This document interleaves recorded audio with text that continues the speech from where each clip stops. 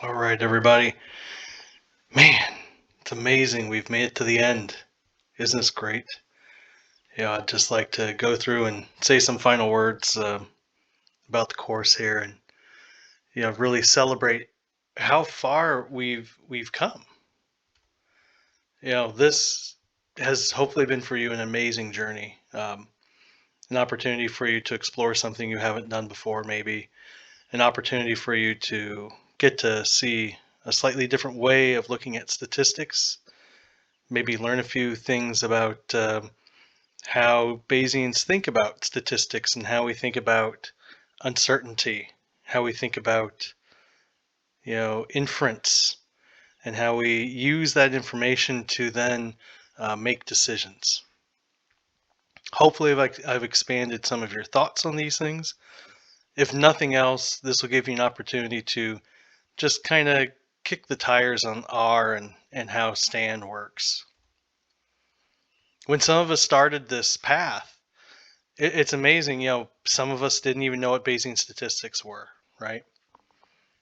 Hopefully now you have a better idea as to what it is. And, the other nice thing is some of you may never have used R or Stan before.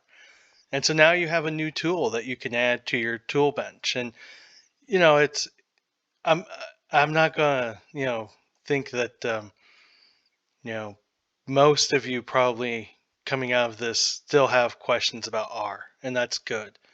And I encourage you to look at other resources. If people are interested in me putting together a course on just how to program in R, I'd be more than happy to do that. Just give me some feedback.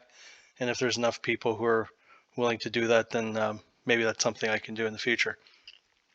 But R and coming at things from more of a quantitative mindset will ultimately help you as you move through your career if that's something that interests you.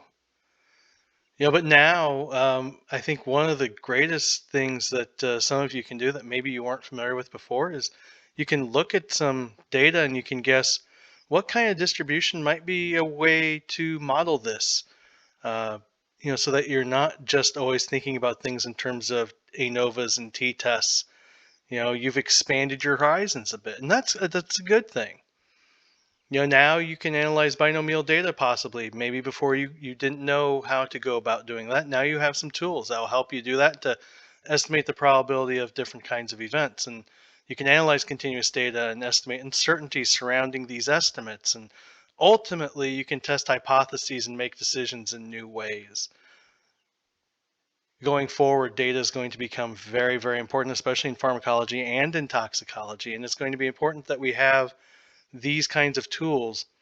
As we know, the challenge with the p-value is that it really wasn't set up for getting at decision making. It isn't supposed to be a gatekeeper. Now you have some additional tools that will give you an alternative so that you can go beyond the p-value.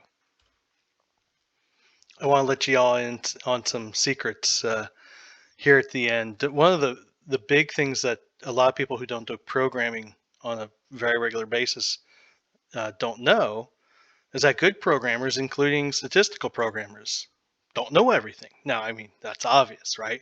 Obviously, we don't know everything, but it's okay to search Google for answers. In fact, that's pretty well how it works today. Most good programmers are going to search Google to try to find the answer. And don't be ashamed to say that you have to Google for answers. This is something that comes up in interviews a lot. If you're using this to kind of help you retool, and you're in an interview for a position as maybe a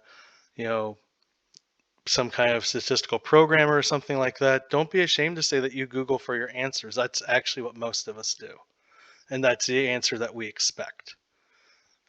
Don't be ashamed of saying that you go on Stack Exchange, Stack Overflow, Reddit, and other places to get your answer. Those things are all your friends. And there's nothing wrong with asking questions on those forums. There's nothing wrong with finding your answers. It's all good. And remember, if you do happen to get stuck, maybe you can't find the answer in Google, you can't find it at Stack Overflow, you can't find it someplace else. That's okay. you can reach out to me, and I do offer coaching services to help people out. Again, I want to thank all of you for taking part in this course. I really do appreciate it. If you have ideas for other courses, please let me know. I'm always on the lookout for additional courses I can make. If there were things about this particular course that I could change to make it better for you, please reach out and let me know. You can do it through the course's communication tools. You can email me. Here's my email address.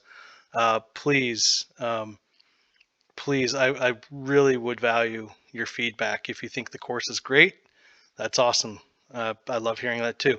But especially if there are ways that I can improve this course or other courses that you might help you out in the long run, let me know. All right. This has been great. I really appreciate every single one of you who've stuck through it all the way these past several hours.